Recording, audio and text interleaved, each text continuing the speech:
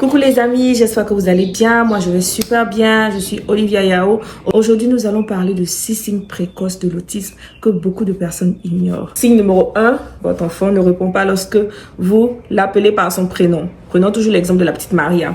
Alors, lorsqu'on appelle Maria, Maria ne répond pas. Mais lorsque Maria entend le générique de son dessin animé préféré, elle chante.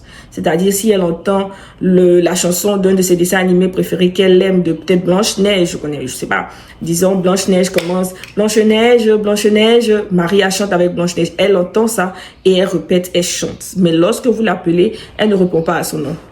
C'est un signe précoce. Signe numéro 2, votre enfant refuse le contact visuel. C'est-à-dire, normalement, lorsqu'on parle à un enfant, même si l'enfant ne vous regarde pas droit dans les yeux, l'enfant aura au moins tendance à être focus sur vous. Par contre, quand vous parlez à votre enfant, l'enfant a souvent le regard ailleurs. Voilà, elle a la tête qui cherche un peu partout. Alors, c'est un signe aussi précoce de l'autisme. Signe numéro 3, le comportement répétitif. Oui, l'enfant autiste a tendance à répéter les mêmes habitudes encore et encore. Comme je le dis, elle peut entendre le générique de la chanson qu'elle aime et elle ne fera que répéter cette chanson-là dans la journée, peut-être 6 fois, 5 fois, 8 fois, 9 fois, elle ne fera que répéter cela. Mais lorsque vous lui dites de répéter quelque chose que vous voulez qu'elle répète, elle ne va pas répéter ça souvent. Ou elle va prendre du temps avant de répéter cela. Un autre comportement répétitif, souvent les enfants ont tendance à peut-être applaudir. Donc ils vont au cours de la journée, tu vas voir l'enfant en train de applaudir ou faire des gestes comme ça. En tout cas, des gestes répétitifs que l'enfant a l'habitude de faire tout le temps et qui ne sont pas des gestes qu'un autre enfant fera. Donc, c'est un signe précoce de l'autisme. Signe numéro 5, un signe que je vois énormément, que je côtoie tous les jours. L'enfant a tendance à marcher sur la pointe de ses pieds. Pourquoi? Parce que c'est sensoriel, parce que l'enfant aime la sensation qu'il a lorsqu'il marche sur la pointe de ses pieds. Donc l'enfant a tendance à marcher sur la pointe de ses pieds, à sautiller.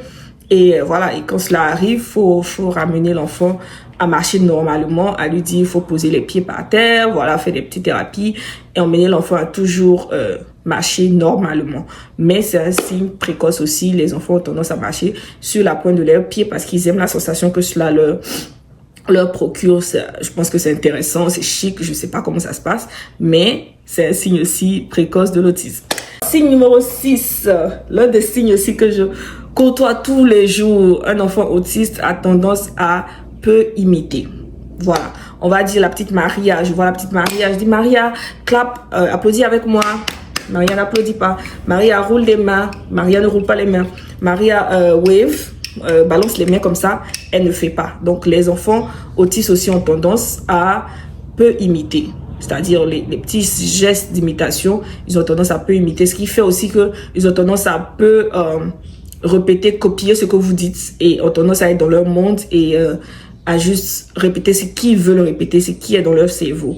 Parce que comme j'ai dit, ils ont tendance à répéter des mouvements ou des paroles encore et encore parce que c'est comme ça que leur cerveau fonctionne.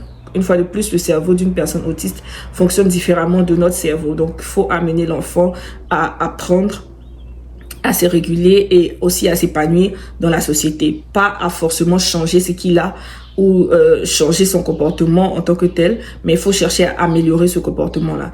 Lorsqu'on est bien formé et lorsqu'on s'y connaît, au lieu de juger, on aide l'enfant. Voilà, donc je vous invite à ne pas juger, mais plutôt à aider ces enfants-là qui sont là dehors, qui ont besoin de notre aide, qui ont besoin de notre support, qui ont besoin de notre soutien. Merci beaucoup, j'espère que vous avez aimé la vidéo.